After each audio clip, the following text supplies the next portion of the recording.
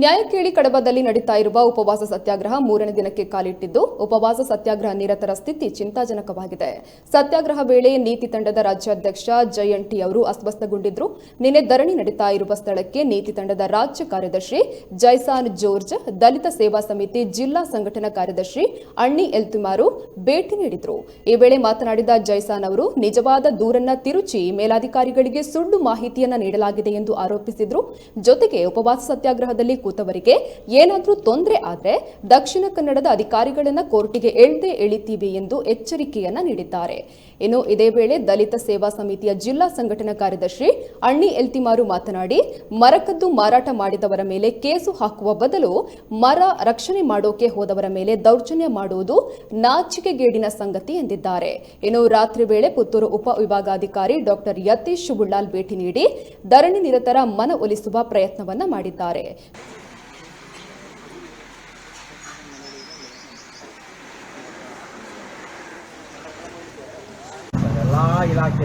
ನಿಮ್ಮ ಆರೋಗ್ಯ ದೃಷ್ಟಿಯಿಂದ ಇದನ್ನು ಉಪವಾಸ ಕೈ ಬಿಡಿ ಅಂತ ಮನವಿ ಮಾಡ್ತಾ ಇದ್ದೇನೆ. ಇಲ್ಲಿ ಎಲ್ಲ ಈ ಮಳೆ ಎಲ್ಲ ಬರ್ತಾ ಇದೆ, ಈಗಾಗಲೇ ಮಳೆ ಬಂದಿಲ್ಲ, ನೀರು ಬೀಳ್ತಾ ಇದೆ. ಮಕ್ಕಳನ್ನೆಲ್ಲ ಇಟ್ಕೊಂಡು ಆದಷ್ಟು ನೀವೇನು ನಿಮಗೆ ಒಟ್ಟು ನ್ಯಾಯ ಸಿಕ್ಕಿದ್ರೆ ಆಯ್ತಲ್ಲ, ಇಲ್ಲೇ ಕುತ್ಕೊಂಡಿದ್ರೆ ನಿಮಗೆ ನ್ಯಾಯ ಸಿಗುತ್ತಾ?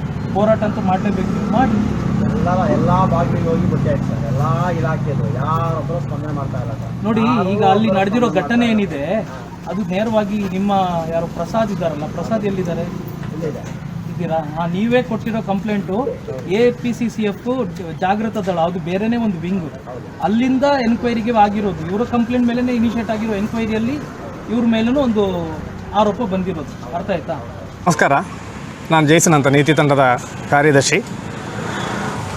ಮೊದಲನೇದಾಗಿ ಕಡಬದಲ್ಲಿ ಒಂದು ಪ್ರತಿಭಟನೆ ನಡೀತಾ ಇದೆ. ಈ ವಿಷಯ ಆಲ್ರೆಡಿ ಕರ್ನಾಟಕ ರಾಜ್ಯದ ಎಲ್ಲ ಮಾಧ್ಯಮಗಳಲ್ಲಿ ಬರ್ತಾ ಇದೆ. ಆದರೆ ಕೂಡ ಕಡಬದ ಜನಪ್ರತಿನಿಧಿಗಳು ಮತ್ತು ಅಧಿಕಾರಿಗಳು ನಿದ್ದೆ ಮಾಡುವಂಥ ಒಂದು ಸನ್ನಿವೇಶದಲ್ಲಿ ನಾವು ಮತ್ತೊಂದು ವಿಡಿಯೋದ ಮೂಲಕ ನಮ್ಮ ಮುಂದೆ ಬರ್ತಾ ಇದ್ದೀವಿ. ಇಲ್ಲಿ ಪ್ರಸಾದ್ ಎಂಬವರಿಗೂ ಮತ್ತು ಅವರ ಮನೆಯವರಿಗೆ ಆದ ಅನ್ಯಾಯ, ಅದರ ಹಿನ್ನೆಲೆಯಲ್ಲಿ 2 ದಿನಗಳಿಂದ ನಡೆಯುತ್ತಂಥ ಉಪವಾಸ ಸತ್ಯಾಗ್ರಹ. ನೀತಿ ತಂಡದ ರಾಜ್ಯಾಧ್ಯಕ್ಷರು ಆಲ್ರೆಡಿ ಅರೆ ಪ್ರಜ್ಞಾವಸ್ಥೆಯಲ್ಲಿ ಬಿದ್ದುಕೊಂಡಿದ್ದಾರೆ. ಇಷ್ಟೆಲ್ಲ ಆದರೂ ಕೂಡ ನಮ್ಮ ಅಧಿಕಾರಿ ವೃಂದಗಳು ಮತ್ತು ಜನಪ್ರತಿನಿಧಿಗಳು ಅನಿಸಿಕೊಂಡವರು, ನಾನು ಜನಪ್ರತಿನಿಧಿ ಹೇಳಲಿಕ್ಕೆ ಇಷ್ಟಪಡೋದಿಲ್ಲ, ಜನಪ್ರತಿನಿಧಿಗಳು ಅನಿಸಿಕೊಂಡವರು ಏನು ಮಾಡ್ತಾ ಇದ್ದಾರೆ ಎಂಬುದು ರಾಜ್ಯದ ಜನತೆಗೆ ತಿಳಿಸುವ ಉದ್ದೇಶದಿಂದ ಬರ್ತಾ ಇದ್ದೀವಿ.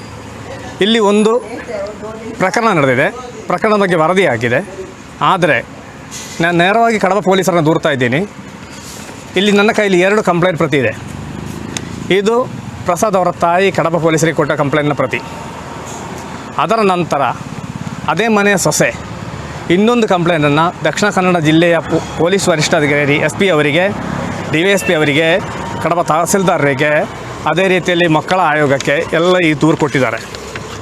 ನಿನ್ನೆ ರಾತ್ರಿ ಸುಮಾರು 10 ಗಂಟೆ ಹೊತ್ತಿಗೆ ಏನು ಮಾಡಿದ್ದಾರೆ ಅಂದರೆ ಕಡಬ ಪೊಲೀಸರು ಬಂದುಬಿಟ್ಟು ಒಂದು ಸ್ಟೇಟ್ಮೆಂಟಿಗೆ ಆ ಅಜ್ಜಿಗೆ ಏನಂತ ಅರ್ಥ ಆಗಿದೆ ಎಲ್ಲೋ ಗೊತ್ತಿಲ್ಲ, ಅರ್ಥ ಆಗಿಲ್ಲ ಅಂತ ಹೇಳ್ತಾ ಇದ್ದಾರೆ, ಒಂದು ಸೈನ್ ಮಾಡಿಸ್ಕೊಂಡು ಹೋಗಿದ್ದಾರೆ.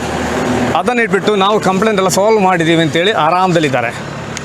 ಆದರೆ ನಾನು ಭಾಳ ಸ್ಪಷ್ಟವಾಗಿ ಹೇಳ್ತಾ ಇದ್ದೀನಿ, 1ನೇ ಕಂಪ್ಲೇಂಟನ್ನು ಮಡಿಸಿ ಸೈಡಿಗಿಡಿ. ಇಲ್ಲಿ ಉಪವಾಸ ಸತ್ಯಾಗ್ರಹ ಯಾವ ವಿಷಯಕ್ಕೆ ನಡೀತಾ ಇದೆ ಅಂತ ಹೇಳಿದರೆ, ದೀಕ್ಷಿತ ಅನ್ನೋರು ಕೊಟ್ಟಿರುವಂತಹ ಹೆಸರು ಸಮೇತ ಅಧಿಕಾರಿಗಳು ಮತ್ತು ಇದರಲ್ಲಿ ಶಾಮೀಲಾಗಿರುವಂಥ ರೌಡಿಗಳ ಹೆಸರು ಸಮೇತ ಒಂದು ಕಂಪ್ಲೇಂಟ್ ಕೊಟ್ಟಿದ್ದಾರೆ ದಕ್ಷಿಣ ಕನ್ನಡ ಜಿಲ್ಲೆಯ SP ಅವರಿಗೆ, ಅಲ್ಲಿಂದ ಕೆಳಗೆ ಎಲ್ಲರಿಗೂ.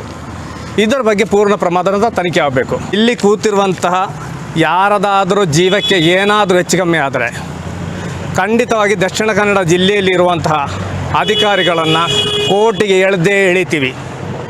ಇನ್ನೊಂದು ಸಾರಿ ಹೇಳ್ತಿದ್ದೀನಿ, ಒಂದು ವೇಳೆ ಇಲ್ಲಿ ಆಲ್ರೆಡಿ ಜನ ನಿನ್ನೆ ಅಜ್ಜಿ ಬಿದ್ದರು, ಗ್ಲೂಕೋಸ್ ಹಾಕೊಂಬಂದರು, ಇವತ್ತು ನಮ್ಮ ರಾಜ್ಯಾಧ್ಯಕ್ಷರು ಬಿದ್ದರು, ಇಲ್ಲೇ ಬಂದು ಗ್ಲೂಕೋಸ್ ಹಾಕಿ ಹೋದರು.